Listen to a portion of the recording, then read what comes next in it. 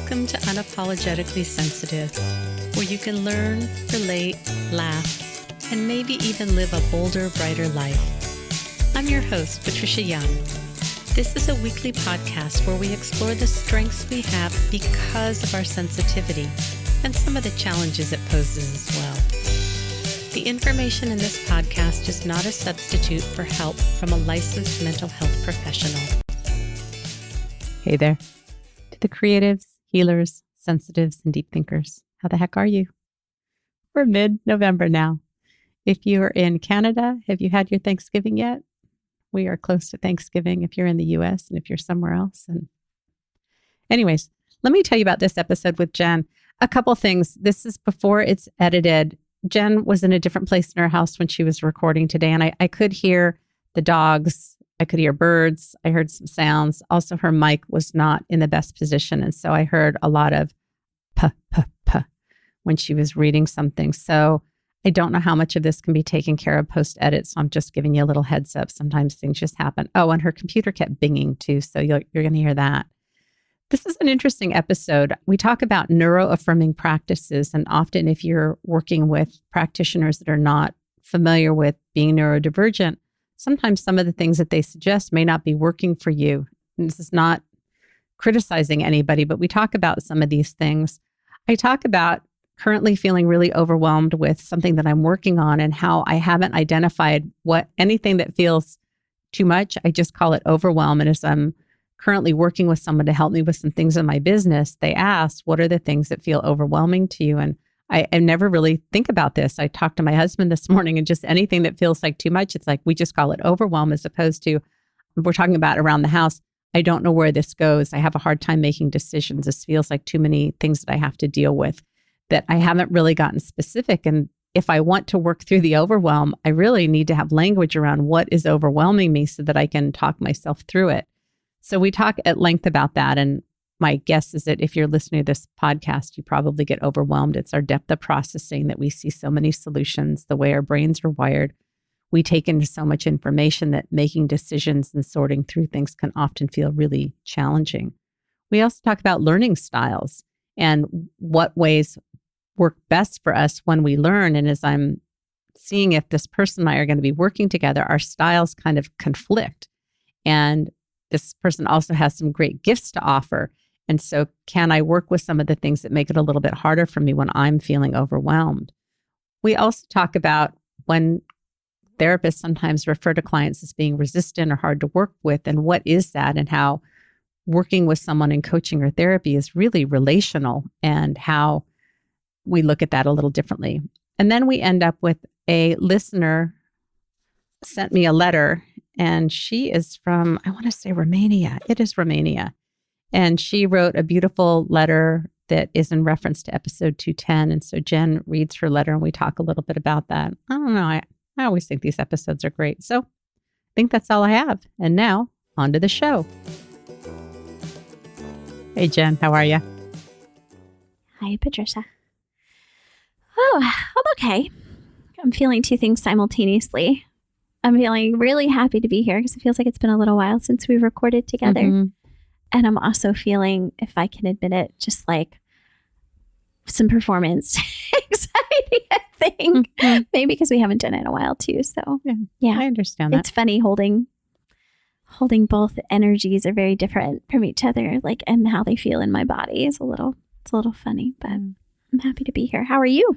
How am I? I think I'm good. I was telling you, because I have a lot of things going on this month, I had to move a client to a morning appointment. I don't see clients in the morning, and I knew I had this appointment. I got into this heavy task that I just want to walk away from, but I'm really pushing to stay with it. And I forgot to show up for our appointment. And at 10 minutes after the appointment, she texted me. I'm like, hey, are we meeting? I am so sorry. She was fine. And I've told clients, it rarely happens, but this does happen. This is just part of my executive functioning, that I get highly focused on one thing, and it's very hard for me. I set timers on my phone for everything. And because I just switched electronic health records, I used to get a reminder 15 minutes before an appointment. Now I get a phone reminder 30 minutes beforehand, which is too much time. So I think I need to look into that.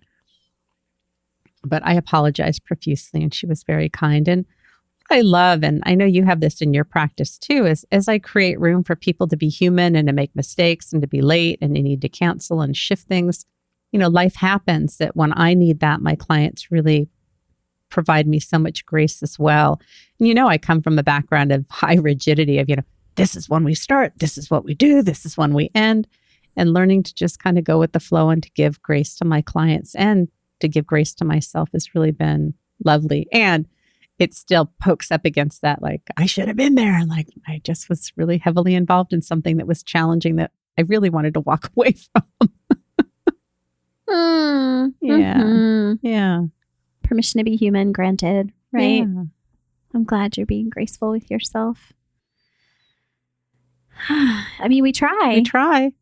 And it's hard. And I love what you were talking about of being able to hold two things at the same time. I think that's often how life is, that we feel excited and we feel nervous, or we want to do something and we've got reservations. And I think being able to name and own contradicting feelings and knowing that they can both exist in the same realm is really how life is. It's very complicated. Yeah. The more space you can have for that. Yeah.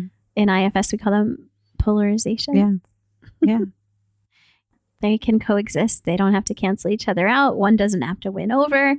Like, we can just kind of gently be with it. So the aspiration to be on time or perfect or show up in these like really big ways. I know you and I share that, especially with our clients, right? Like, I don't know. I say that and then I'm like, and my kids and my friends and Right. It's like, it's a lot. Like, we try really hard. And then sometimes for whatever reason, there's so many that we can't always do that. So being able to show each other grace and show ourselves that grace, I have found that modeling that and allowing clients to also have that space, it's been beautiful. Yeah, it really is. And I think so much worth it, as much as we can still hold as an aspiration to be time or to show up perfectly or all of that.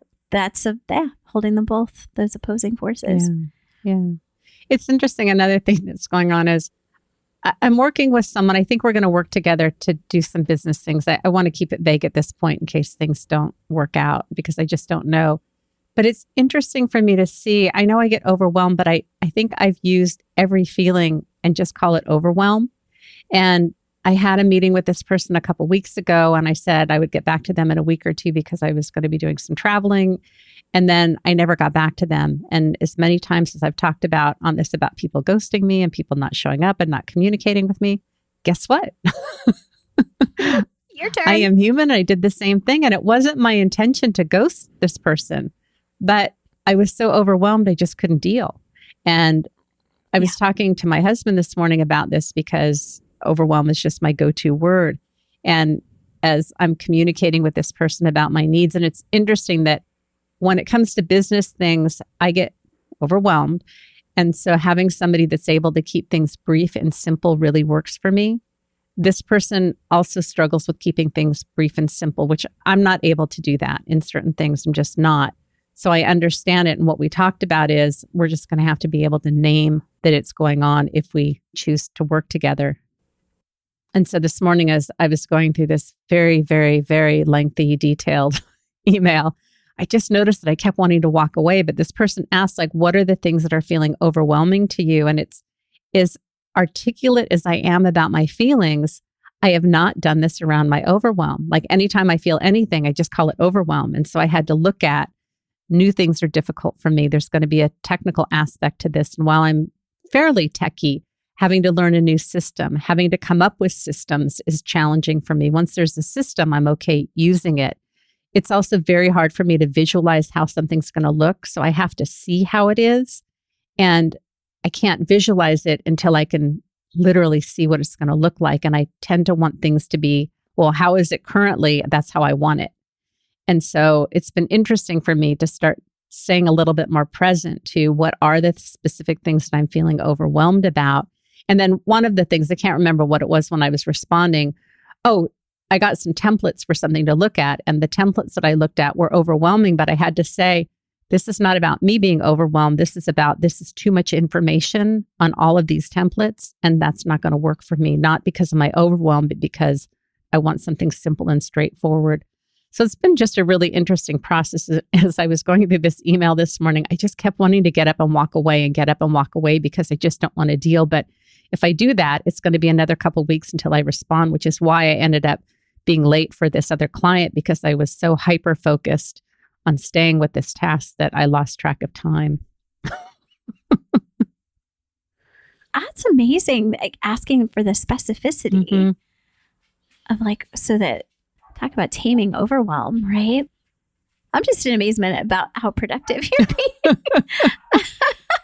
Like, I'm definitely, as you know, in a little bit of a, I don't know, what do you want to call it? Just pare down. Anyway, whatever. I don't want to talk about that. Yeah. But I love that asking for specificity is so helpful. And I'm curious, overwhelm is such a good word, but do you lose like detail, right? As to when everything is just, you slap that word on everything. Yeah. I love the practice of sitting with curiosity. It's like if you're not allowed to use that word, if we stick that word up on a shelf, like what are we talking about? Yeah. And it could be very different depending on what it is you're facing and experiencing. And so you probably need different things at different times. And I think the advantage of if I can be more specific about what is feeling overwhelming, then I can address it. Part of it is like I don't want to make the wrong choice. That I worked with somebody a while ago on a similar project, and while what they were creating for me was not exactly what I wanted, I thought it was okay, and now I hate it. I absolutely hate what they did. And so I shared that this morning. And often I can't tell. Even when I get my hair cut, I'm like, my hairstylist will say, "Do you like it?" I'm like, I have to go home and style it and sit with it for a few days. That there are areas, the same way. Where I'm very quick to process and respond. And there are other areas where I just need time to let things filter. But because my tendency to walk away and not return, like I'm seeing that's a little problematic. Yeah. Yes, I also find it challenging. I think this is similar. I think it's a similarity between us that I had to live in something for a while. You know, I have a friend who can sketch out a picture of how something's going to be, either something you're going to build or maybe it's like layout in a room and stuff.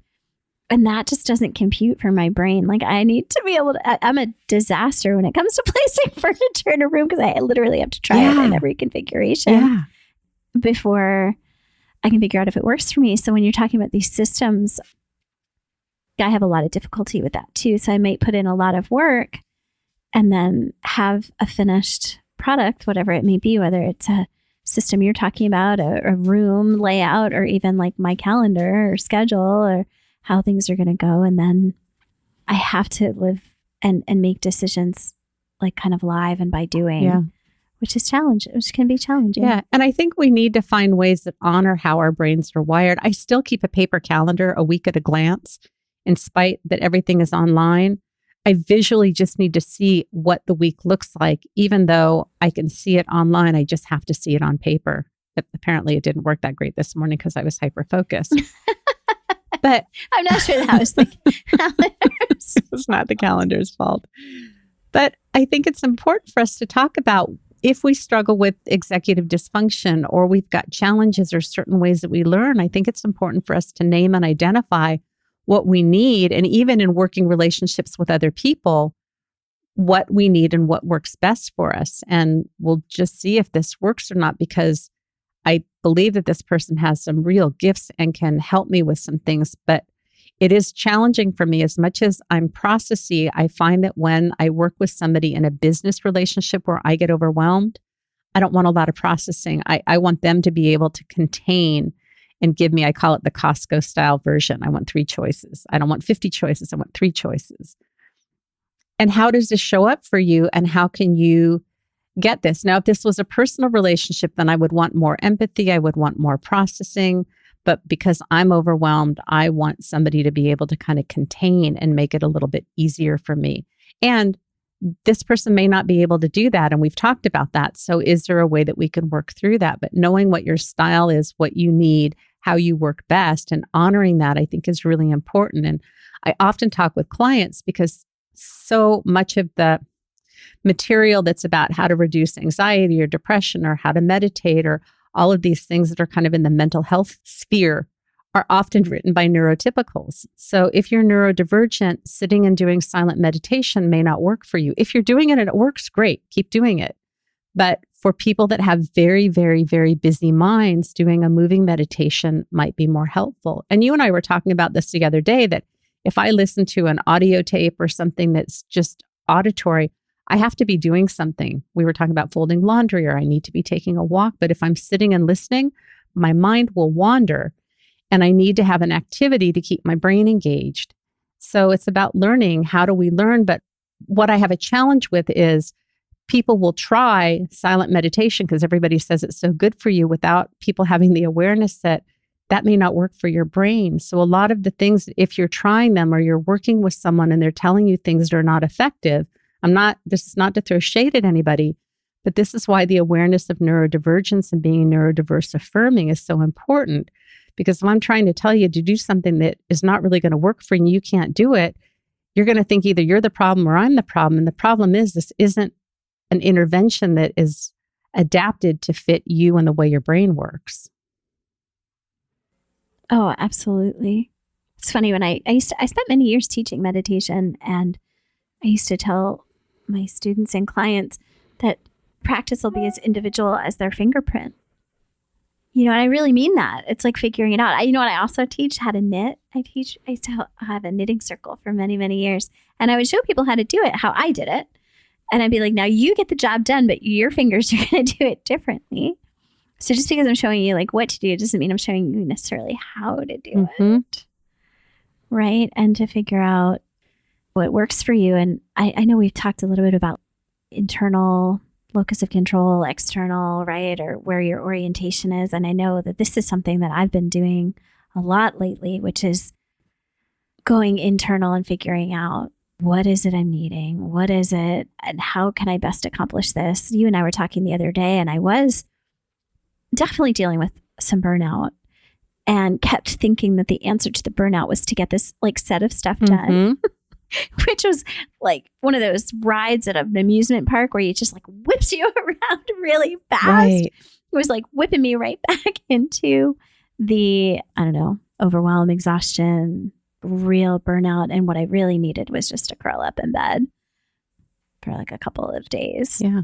But it's funny when we're so oriented to, and again, not to throw shade, right? These are well-meaning and people very enthusiastically wanting to share what's worked for them with the world. What a beautiful thing to do, to endeavor, right?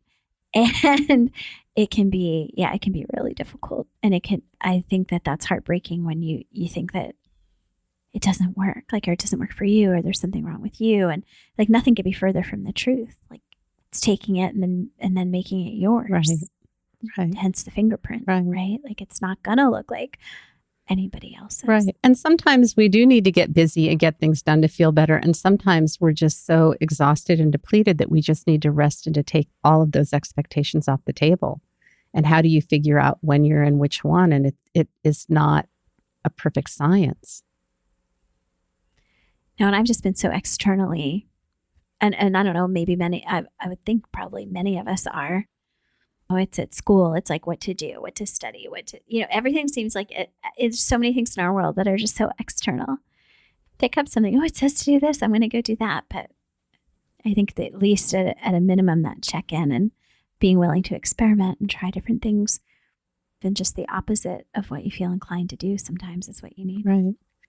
We are going to get to this letter that I want to read. I was just thinking that there's this thread that I've been following with a therapist group about some of the ableist terms that we use and using different terms. But one of the things that they brought up is when therapists will talk about clients being resistant or not meeting goals or being difficult or challenging. And that's ableist because it may be that the therapist isn't allowing the client to be where they need to be, that resistance is a really healthy part of working with someone. It just was a fascinating thread. And I see that a lot. And it may be that it's not a good fit between the therapist and the client. Or sometimes I find that for clients that have never been heard and don't have a voice, they need to tell their story until they feel like somebody hears it and gets it. And if somebody is very if a clinician is very goal oriented, they may want to move them through to whatever the next step is. And people will need to tell their stories until they feel like they've really been heard. I see you shaking, nodding. I always have to say to myself, shake, nod is yes. I see you nodding. Yes. Oh, absolutely. Again, asking yourself as the client, like what you're needing. And then as a therapist, I love talking about, we have different choice points, like, and what feels right. Some clients need the tasky, push, be goal oriented. And I think if you're really present to what's alive in the moment and trust that, versus like having your hammer ready and then everything's a nail. Mm-hmm. You're absolutely right. Some other people, like, that is not the time or place for that. And they need just tons of validation and to really hear themselves and to be heard. And then there's other people where like that wouldn't be enough. Yep. Or that's not that it's not, I don't even like that framing of like, like it's not, because that is enough. That's like a lot in a certain instance. So not even that, like, qualifiers is really interesting, right? Mm. I think that's one of the ways in which IFS really kind of won my heart over. Mm-hmm. As with anything in life, there's plenty to be critical about anything. Yeah. So I'm not saying, IFS is the panacea for everything. But one of the things that I really do like about it is there really isn't a concept of this resistance in the client. It's looking at where you're stuck or where you have a part as the therapist or as the helper, as the coach, whatever that role is, where you're polarized, where you're kind of tugging and pushing instead of being open and spacious to what's alive in the moment. Yeah. Right? Because of course we want our clients to do well. And so often for me, it's that part that's just like, oh, but come on, let's, Yeah.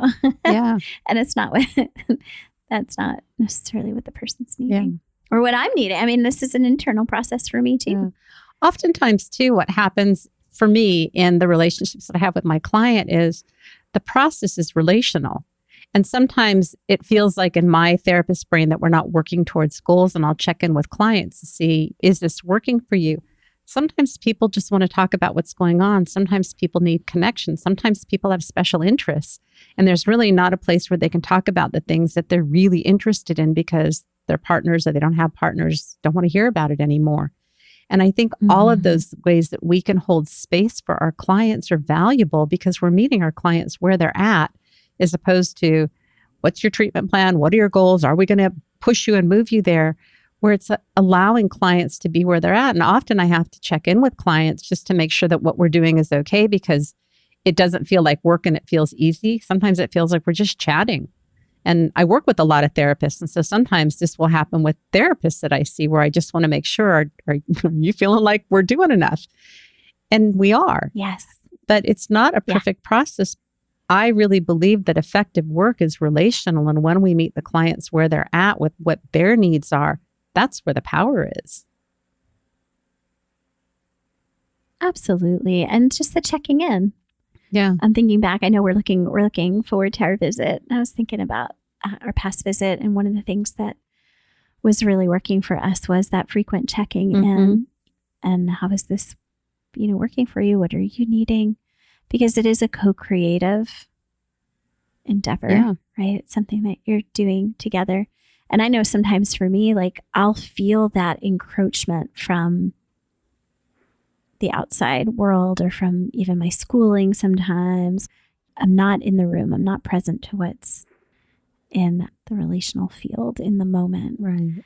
It'll be something from outside. And I'm sure I feel that as a client sometimes too. And I'm in my own counseling, that there's sometimes this pressure to be somewhere other than where we're at. Yeah. What Jen is talking about, I wasn't going to talk about it till I was already there, but it's okay. Cat's out of the bag. Let's see, we're recording this on a Wednesday, and on Tuesday, I'm flying out to spend 10 days with you again. And we are going to be just kind of hanging out. I'm going to see clients. You're going to see clients. You'll have the kids part of the time, not have the kids. We were going to head to New York, but because of the recent flooding, probably not going to be doing that. But we've been talking about what are our expectations and what are you needing and what am I needing and what are my fears and what am I looking forward to? And that's part of how we're navigating this. Yeah. Well, I know when I was out there, I just wanted a day in the life, you know? Mm-hmm. So I think it'll probably be a bit of that, but over here this time. But I think it changes. Yeah, I'm so excited. It can. You know, I think it Absolutely. changes because now this is the third trip this year. And the first one you were here for a short weekend. And then I went out in June and we had a trip planned. So we only spent a few days at your house. But this is going to be 10 days together at your house without really having any trips or anything planned.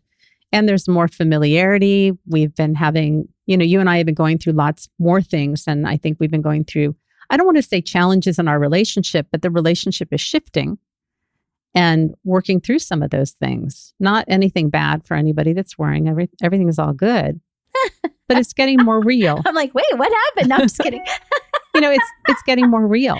Yeah, absolutely. It's growth and expanding. It'll be fun. I can't wait for you to get I know. here. I can't believe it. So quickly. It's going to be there. I have a little Post-it on my desk every time I think of something I need to bring. I just put on my little Post-it note, my little travel list. And I bought grown-up luggage. I don't know.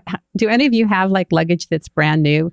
We seem to have these black cloth suitcases. I don't even know where they came from. And for my birthday, I decided it's birthday money. I thought I want to have grown-up luggage. So they had this fuchsia I loved, but they didn't have it in stock. So I bought this bright turquoise hard shell suitcase, 2 of them. I'm so excited to have grown-up luggage.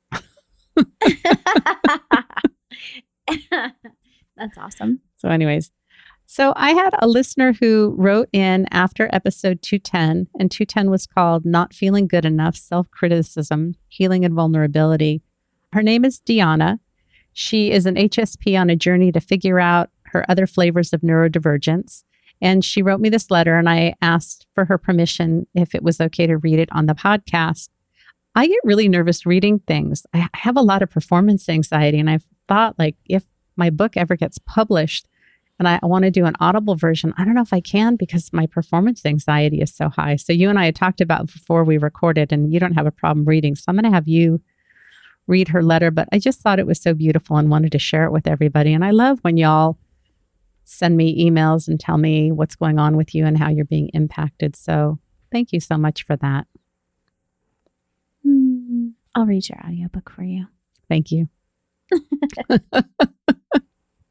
Okay, here it is. Now, I haven't read this all the way through, so you'll have to excuse my little bumps on it if that happens. But Sure. Here we go.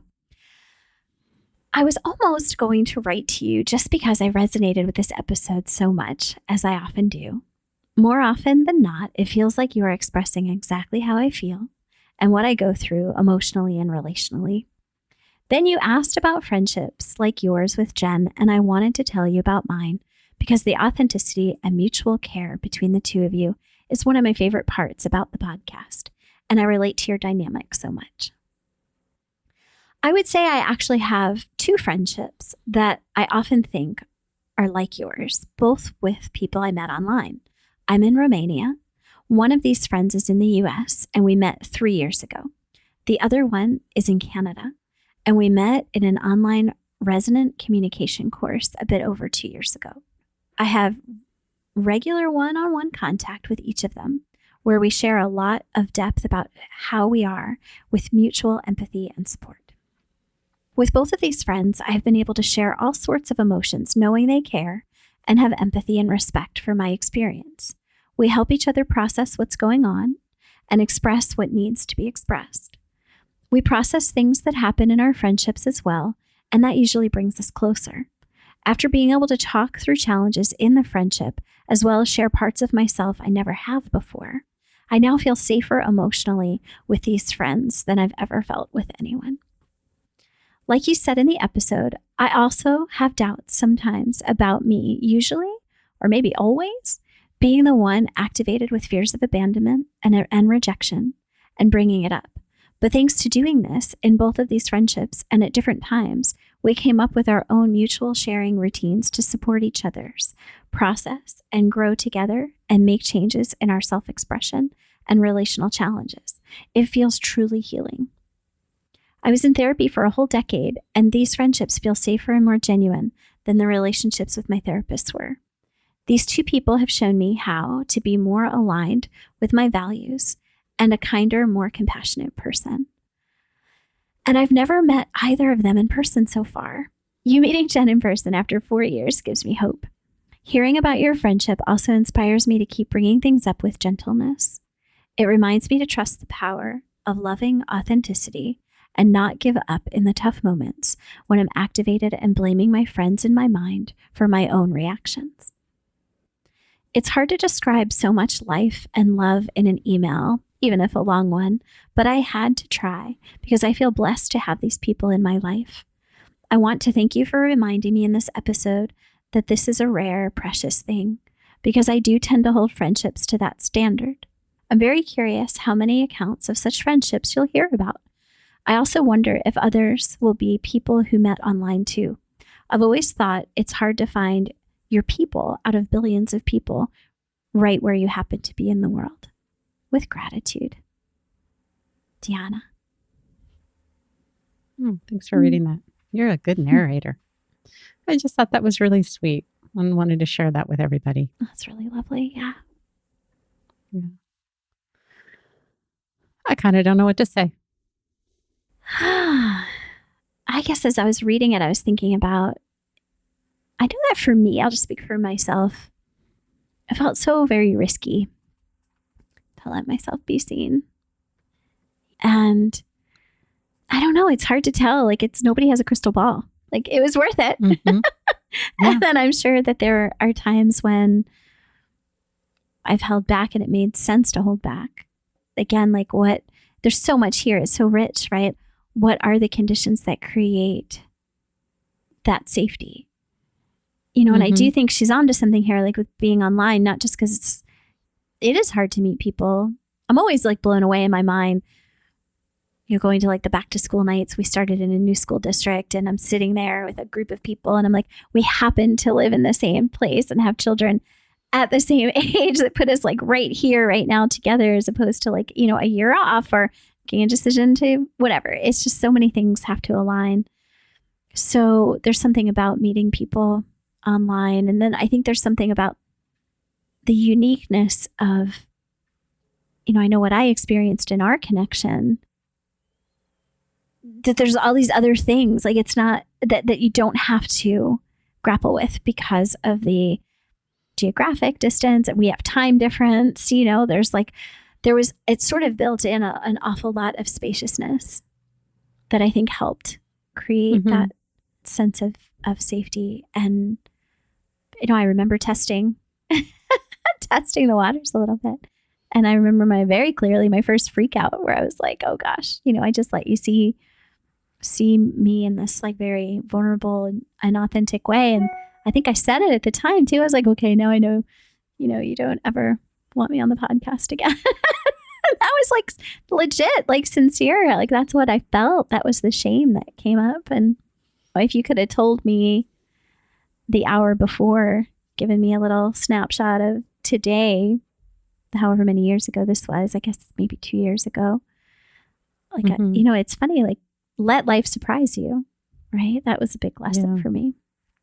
Yeah. I think there's always this element of risking and vulnerability. This theme has come up a lot. I'm running the online HSP course right now, and one of the people in the course is also working with me individually.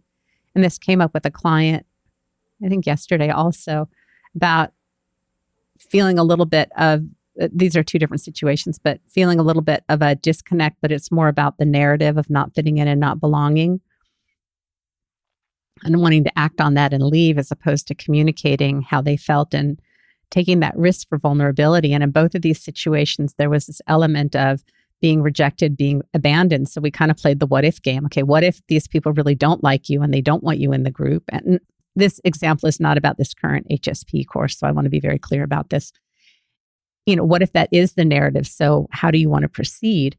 And I think that risk of being rejected and abandoned is just, it tends to run pretty high for us.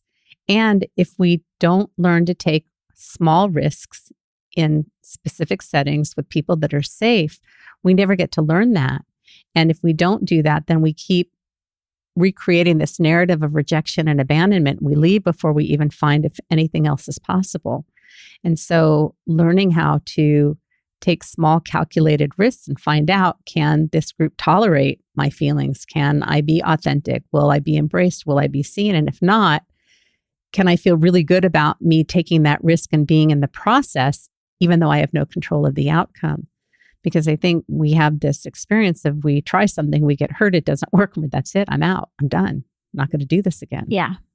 Yeah, as opposed to, I think nowadays it's like, oh, good, I figured out that wasn't a vibrational match. Like that It's data, right? That you're getting feedback from your environment. And, we are so hardwired to belong, but we're not going to die. Yeah. I keep reframing that in terms of, and it's funny, one of my clients was talking about, I love how Jen says vibrational match. So that resonates. But reframing it as, what is it that I want in relationships? So when I feel hurt and disappointed, that I want people that are going to be responsive or communicate with me, or that we can have bumps and be able to work through them.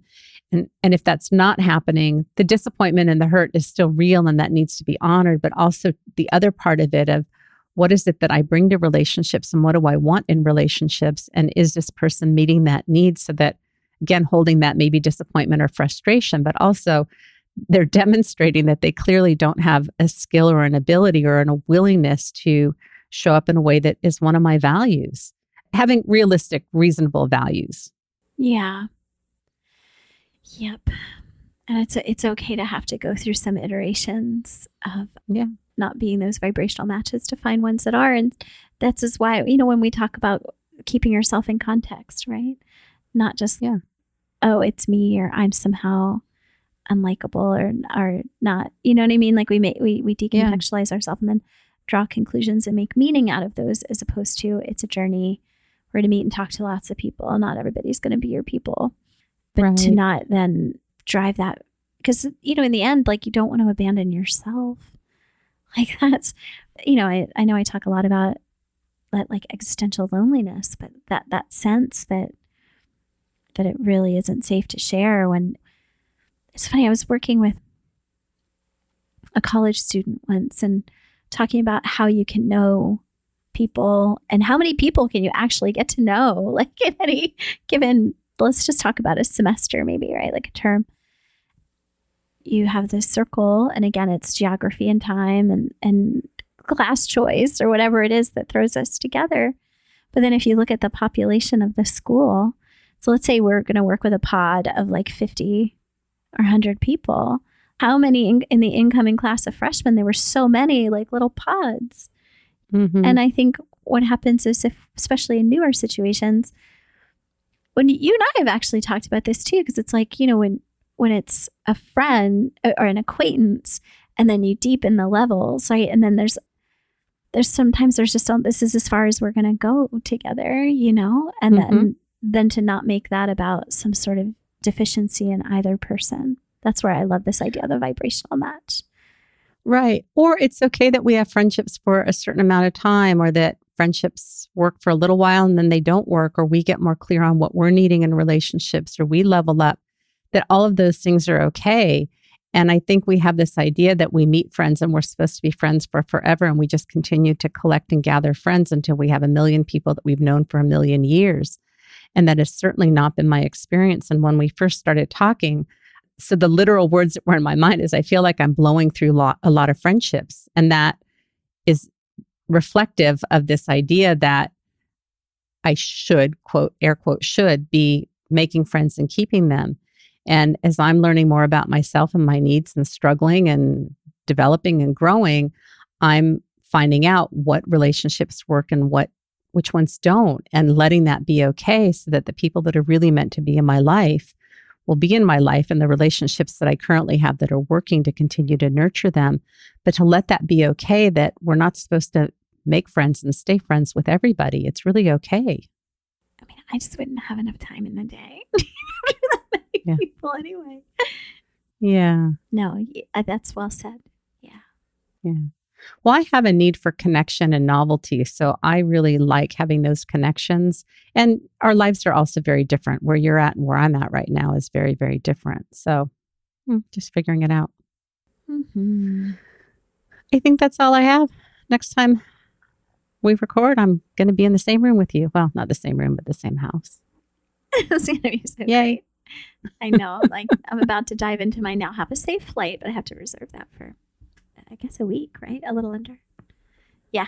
A safe flight? A safe flight. I was about to do all the little nice, safe like, flight. politely. Like, wait a minute, you're not leaving yet. It's coming, but not. Yeah. Yeah. No, I'm so excited. So the next time we record, you'll be here. I will be there. Awesome. With my new luggage. My new grown-up luggage. Your teal will go right next to my purple. I know. I love it. It's nice. I know. All right, my dear. All right. I think that's all I have. Have a great day, Jen. You too. All right. Bye. Hey again. So I'm curious to know what resonated with you. What are your takeaways? Anything rub you the wrong way? Just always love knowing how people are impacted by listening. If you're interested in working with Jen, you can reach out to her at jen@heartfulnessconsulting.com. I have a meeting today. I'm not sure what will come of it. I'm so tentative about things these days. But I have somebody, I'm wanting to create a couple of courses for autistics. And what we're talking about is doing some content creation for creating a course for people that are wondering if they're autistic, and then doing a course similar to the online HSP course, but if you're autistic. And what I may end up doing is running a shorter beta group just to run what we come up with to see how it works and figure out what the tweaks are. So I'm really excited. I really love working with people with big projects like this. It's co-regulating for me to work with someone. I work better bouncing ideas off of someone.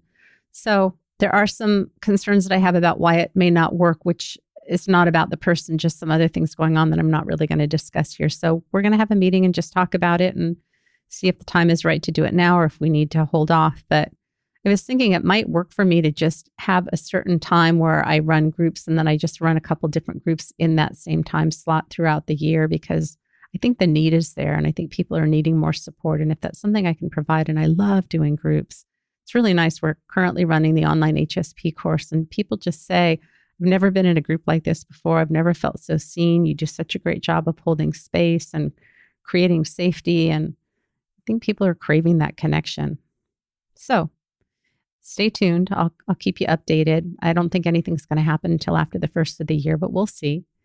If you're interested in working with me, you can reach out to me at unapologeticallysensitive.com. If you want to shoot me an email, you can send it to me at unapologeticallysensitive@gmail.com. Remember, sensitivity is nothing to apologize for. You have a right to be here. You have a right to take up space. You have a right to have needs and wants. It's okay to feel vulnerable. It's okay to feel afraid that you're not going to get your needs met. It's okay to risk. It's okay to have a hard time. It's okay to push through. It's okay to rest. It's okay to not know what you need. It's okay to take time for yourself. It's okay to stim, make noises, listen to music, stretch and move your body, or just relax and stay in bed, watch TV.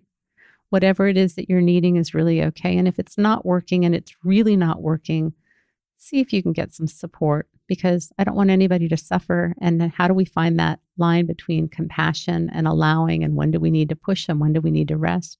It's not always clear to all of us. I think that's all I have. Have a blessed day.